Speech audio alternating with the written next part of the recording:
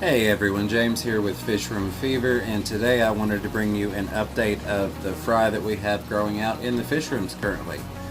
So we will start with the 40-gallon mutt guppy tank. I think we've got somewhere between 40 and 60 fry in here, best as I can count. We'll try and get some shots of those, but they are all over the place. So lots of breeding activity going on in here. I'm curious to get a couple more generations through and see what the fish are looking like, and then I may start pulling some out and setting up some trios and trying to do some line breeding.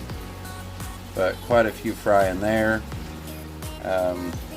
Still have not got any eggs from the snowball plecos down below, but we're going to keep trying on that.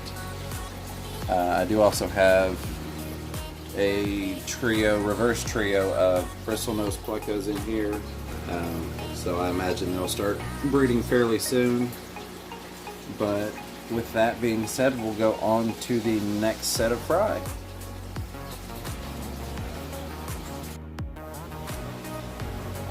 Alright, so in this tank we have got quite a few baby bristlenose plecos. I guess you could call them juveniles now.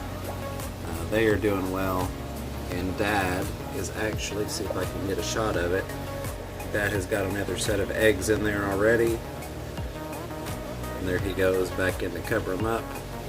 So we will have even more bristlenose in this tank. There is a mix of albinos and the standard color in here, even though Mom and Dad are both standard color.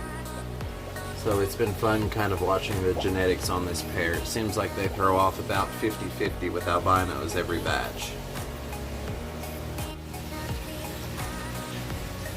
Alright, so on the breeding / quarantine rack, the bottom row of tanks, I've got 3 pairs of convict cichlids. So we just added water and ta-da, babies. Glass is a little dirty, and I've let the film kind of build up on the inside there, but they don't seem to mind it. Let's see if we can get a look at some of them.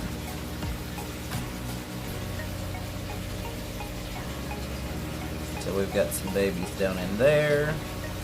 Dad's not happy. And then we have some more babies down in there.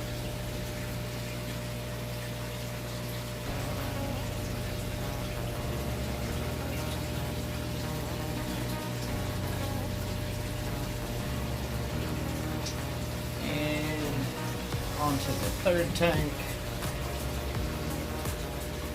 Oh, the parents are really not happy in this one.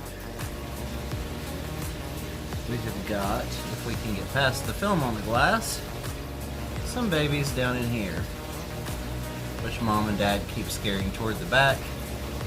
But they are pecking away at that filter back there. So yeah, I don't keep the insides of these tanks all nice and shiny. I like to leave the film in there and give the fry something.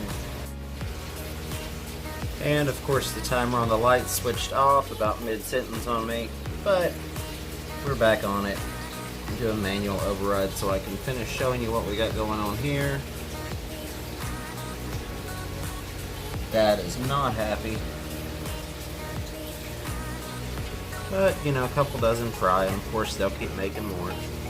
So we've got 3 of those 4 tanks on the bottom with fry in them. Nice little look at these again. And Dad's still mad. And of course I do have the sides along with the backs and bottoms painted black on all of these tanks so that they can't see what's going on in there and vice versa. But let's switch over to another tank and take a look at some more fry.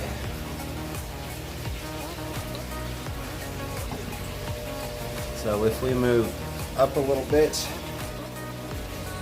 on the 10-gallon rack, I do have these guppies here I don't know if you want to call them black Moscows or what,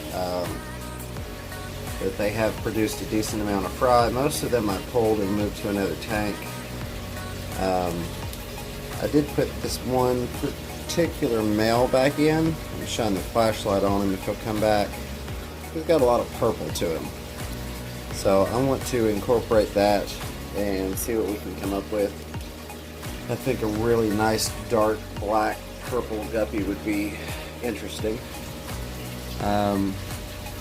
Don't see any babies at the moment, but as you can see, those two females are in business and should be popping in the near future. And these are my captive bred, or not captive bred, locally collected, but second generation would be captive bred. Let's see if I can get any of them to come out. They usually stay at the back of the tank, but they are a locally collected live bearer that I have, and they have dropped 2 batches of fry, ate all but 2 of the first one, and I think all but 1 of the second batch. But we're just going to leave them in there, let them do their thing, and hopefully eventually they'll stop eating all the babies.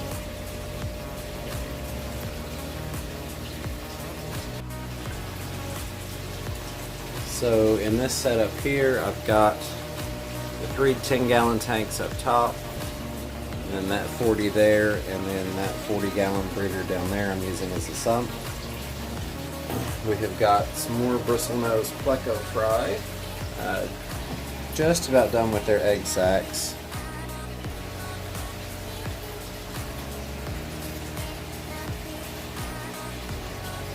Focus, there we go. So they'll be ready to start getting fed soon. Now here's the kicker of that. The male right there is actually the father of the eggs in that cave right there. The male that's in the cave is the father of the babies that you just saw. Once I removed his babies, and the reason I did that is because I do have Beischer in here growing out. There he or she is. So I pulled the babies, that way they wouldn't get eaten. After I pulled his babies, he came over here and kicked this male out of his cave and took over guarding his eggs. So, let's see if we can get a shot in there. And you can kind of see the orange in the back. But yeah, he is protecting his eggs. He's not really happy about it, but he's kind of stuck. You can't really do much on that. And then my angelfish did lay again. I think this is the 6th total batch I've gotten from my 2 pairs of angels. They keep eating them, so I did pull half of the eggs and put them in methylene blue. And now we have some little bitty babies. There we go. Super tiny. Aren't going to show up wonderfully on camera, but you can kind of see the little wiggle going on. And we have some back in that little side section there. So I don't know, maybe 50 or 60. I think what I'm going to do going forward is pull half of each batch that the angelfish lay and give them at least an opportunity, but also be able to get some viable fry out of it. So in the top up here, as you can see on the side, and I will add some light, quite a few baby plecos there. So no shortage of bristlenose plecos. That batch is, I think, maybe 90%, if not more, standard coloration. So not many albinos, but we've got the albinos in the other tank, and I'm sure the eggs that first male is sitting on will have about half albino as well. And then albinos here, and this batch is from that male and this female. which I don't think have actually spawned together before, so I'm curious to see what genetics we have. But here you go, here's a shot. This male is kind of trying to get back to his eggs, but just not able to do it. That other pleco that's in there, you can't really tell, but he's significantly larger, and he's just not going to be pushed around by that smaller male. So that is what I have going for fry at the moment. I do have some other things I'm working on. I've got a pair of electric blue Acaras that I'm going to get set up in their own tank for some breeding, and hopefully can get the snowballs breeding soon. But that's pretty much it for what we've got going on in the fish rooms with Fry. I hope you all enjoyed it. If you haven't already, subscribe. It doesn't cost you anything and it really helps me out. I appreciate you taking the time to watch this, and I hope you all have a wonderful day.